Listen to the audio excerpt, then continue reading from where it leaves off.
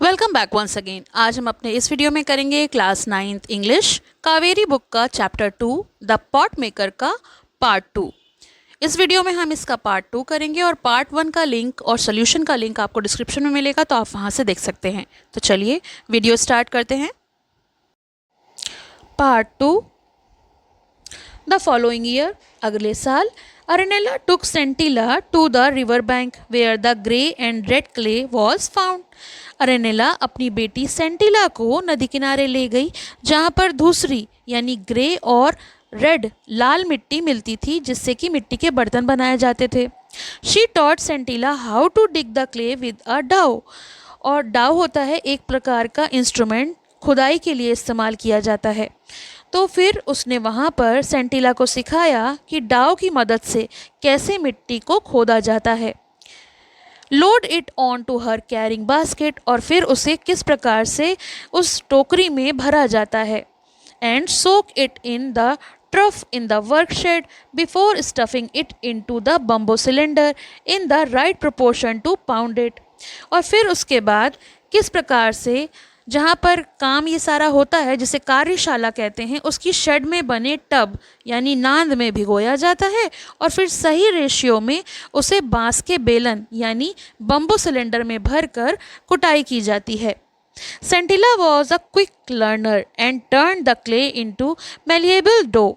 तो सेंटिला जो थी वो बहुत ही अच्छी सीखने वाली थी। वैसे ही उसका सपना था कि मिट्टी के बर्तन बनाना सीखे, तो उसने मिट्टी को मुलायम आटे जैसा बना दिया। मैलिएबल मतलब होता है able to be put into shape without breaking और क्रैकिंग, यानी किसी भी चीज़ को आकार देने के लिए, मतलब उसको आकार दिया जा सके, या फिर ये कहा जाए कि आसानी से आकार दिया जा सके। जितनी वो चिकनी होगी, जितनी वो अच्छी होगी, उतना ही उसको मोड़ना आसान हो जाएगा।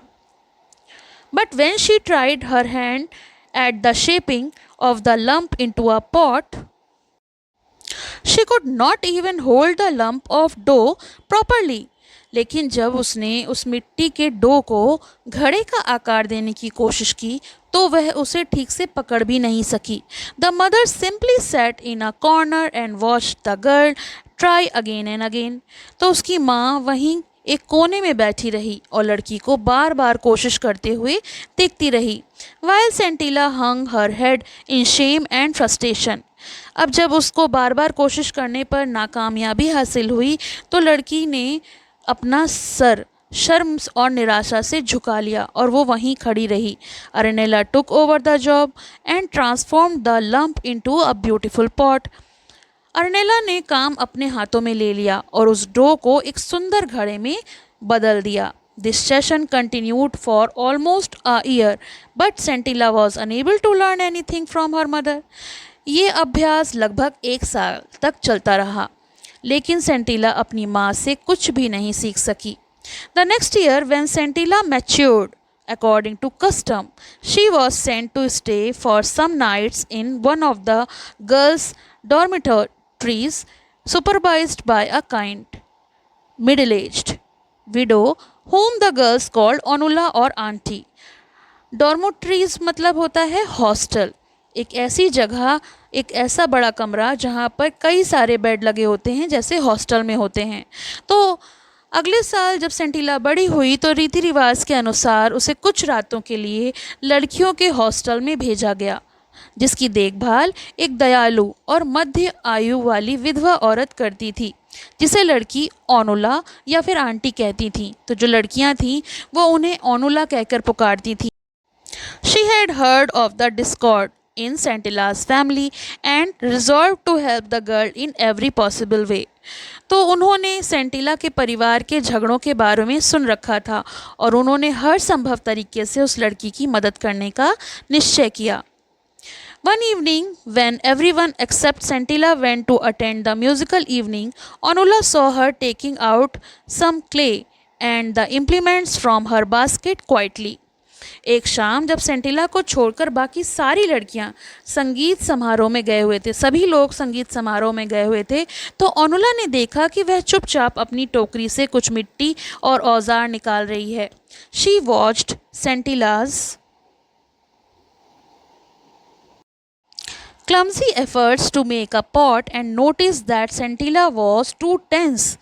तो उन्होंने देखा कि सेंटिला अनाड़ी ढंग से यानी उसको सही से नहीं आता, फिर भी वो अपने टोकरी से कुछ मिट्टी और औजार से एक घड़ा बनाने की कोशिश करते हुए देखा और ध्यान दिया कि सेंटिला बहुत तनाव में थी क्योंकि उसको सही से वो काम करना नहीं आ रहा था.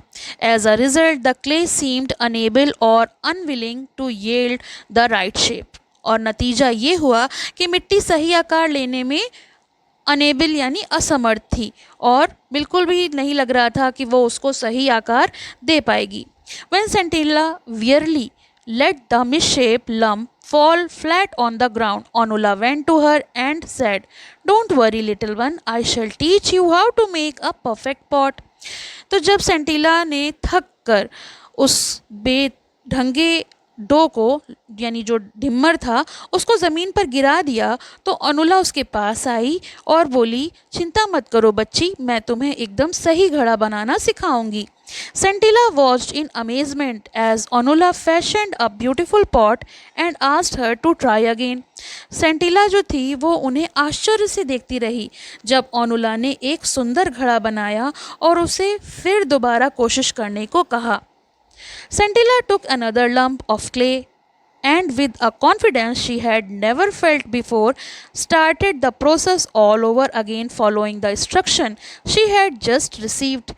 सेंटिला ने फिर से मिट्टी को उठाया, दूसरा डो लिया और ऐसा आत्मविश्वास महसूस किया, मतलब उसे बड़ा कॉन्फिडेंस बढ़ गया जैसे उसने पहले कभी नहीं किया था.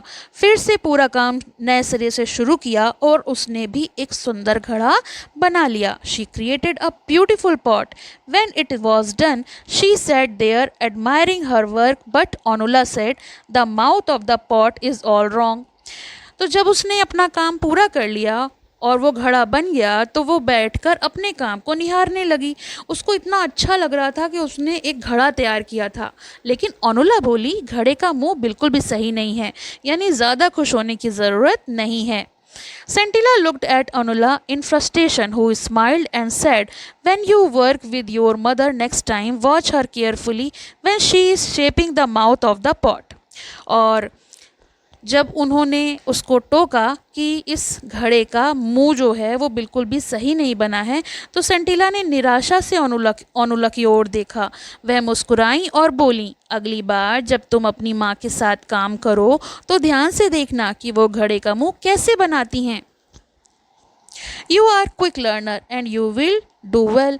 तुम एक अच्छी और जल्दी सीखने वाली बच्ची हो और तुम अच्छा करोगी, ऐसा मुझे विश्वास है. During the next pot making session, Scintilla observed how her mother held the left hand and the spatula, how she slackened the rhythm when fashioning the mouth of the pots, and how a strip of elongated dough was added to the mouth to making the rim. तो जब अगली बार उन्हें घड़ा बनाने का सत्र मिला यानी सेशन, अगले सेशन में वो अपनी माँ के साथ सीखने लगी तो उसने ध्यान से देखा कि उसकी माँ बायां हाथ और सपाट यानी स्पैचुला के मदद से कैसे उसे पकड़ती है. घड़े का मुंह बनाते समय वह लय को कैसे धीमा करती है, यानी जो उसमें घुमाव होता है उसे कैसे धीमा करके उसको आकार देती है. कैसे लंबी पट्टी जैसी मिट्टी घड़े के मुंह पर जोड़कर किनारा बनाया जाता है. तो इस तरीके से उसने उसको बनाने का तरीका यानी सही तरीका सीखा. Then on a bright sunny day, Arenella told Scintilla that they should try to make as many pots as they could, otherwise they would not have enough days of sunshine to dry them. फिर एक उजली धूप वाले दिन, जिस दिन अच्छी धूप खिली थी, अरेनेला ने अपनी बेटी सेंटिला से कहा कि उन्हें जितने अधिक हो सकें उतने घड़े बनाने चाहिए, नहीं तो उन्हें सुखाने के लिए पर्याप्त धूप वाले दिन नहीं मिलेगा. They went to the shed quite early to begin, और इसी कारण वे दोनों बहुत सुबह ही शेड में काम करने पहुंच गईं. As usual, Arenella completed a batch quickly and asked Scintilla to take over. तो अर्नेला ने हमेशा की तरह जल्द ही एक बैच तैयार कर लिया और सेंटिला से कहा कि वो आगे का काम संभाले. Complaining that she had a headache and backache, और उसने कहा कि मेरे सर दर्द हो रहा है और मेरी बैकएक यानी कमर में भी दर्द हो रहा है. She went out telling Scintilla to try, और फिर वो ये कहकर बाहर चली गई और सेंटिला से उसने बनाने को कहा and make as many pots as she could, और ये भी कहा कि वो जितने हो सके उतने घड़े बनाने की कोशिश करे. Sentila was surprised and reluctantly began to beat the dough in perfect coordination with her left hand. अब माँ तो चली गई, लेकिन सेंटिला जो थी वो उसकी इस बात से काफ़ी हैरान हुई. उसकी इच्छा तो नहीं थी, मगर उसने बाएं हाथ से अपने पूरे तालमेल के साथ मिट्टी को पीटना शुरू कर दिया. Before long she realize that the pot was ready. कुछ ही देर में उसे समझ आ गया कि घड़ा तैयार हो चुका है. She started on the next one, and like a sprinter who had suddenly found momentum, she continued making pot after pot with the same speed and dexterity that she had noticed in her mother's hands. तो इसके बाद उसने दूसरा घड़ा बनाना शुरू किया और एक स्प्रिंटर की तरह, एक धावक की तरह जिससे अचानक गति मिल गई हो, वह उसी तेजी और कुशलता के साथ एक के बाद एक घड़े बनाते चली गई, जैसे उसने अपनी माँ के हाथों में देखा था कि वो कितनी तेजी से बनाती हैं. Finally she looked at her rose of pot, और अंत में उसने जब अपने घड़ों की कतार को देखा, she saw that she had made just one short of her mother's tally, और उसने देखा कि उसने अपनी माँ की गिनती से केवल एक घड़ा कम बनाया था. टैली होता है अकाउंट ऑफ, गिनती से, तो माँ ने जितने घड़े बनाए थे उसने उससे एक कम बनाया था. Exhausted from the labor, she decided to go into the house and join her mother for lunch. अब वो बहुत थक गई थी मेहनत करके. वो थक कर उसने घर के अंदर जाकर अपनी माँ के हाथ के दोपहर के भोजन करने का तय किया. When she reached the threshold, she found her mother lying on the floor. जैसे ही वो घर की दहलीज पर पहुंची, उसने अपनी माँ को फर्श पर लेटा हुआ पाया.